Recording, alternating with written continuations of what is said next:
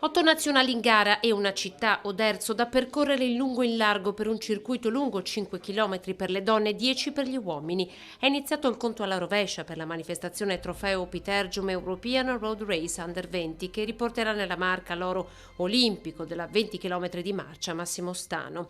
Ed è proprio sull'onda lunga del successo dei Veneti a Tokyo che la presentazione dell'evento internazionale in programma sabato 4 settembre è stata anche l'occasione di rinsaldare il connubio tra le società Assindustria Sport e ATL Etica San Vendemiano, società che ha tesserato il campione olimpico di salto in alto Giacomo Tamberi. Oltre 650.000 tesserati, che è un popolo, 13.800 società, 200.000 dirigenti, allenatori tecnici eccetera, per dire che chiediamo anche un po' più di rispetto e riconoscimento da parte delle istituzioni. In questo momento di semi-uscita o quasi uscita dal tunnel, le società di base, quelle piccole in particolare, stanno soffrendo e rischiano di morire.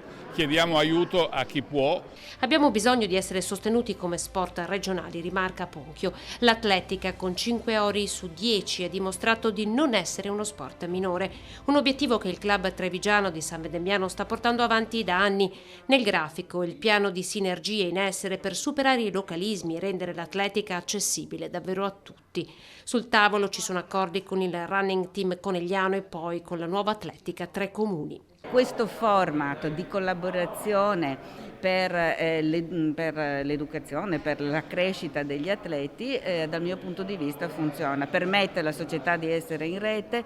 Io ho una convenzione, ma chi ha una convenzione ha sicuramente altri rapporti, ed è in questa maniera che Nuova Atletica Tre Comuni, attraverso l'accordo con ATL Etica, oggi si è incontrata con Assindustria Veneto Centro. Oderzo, Ponte di Piave, Sillea, Spresiano pronti a puntare sullo sport.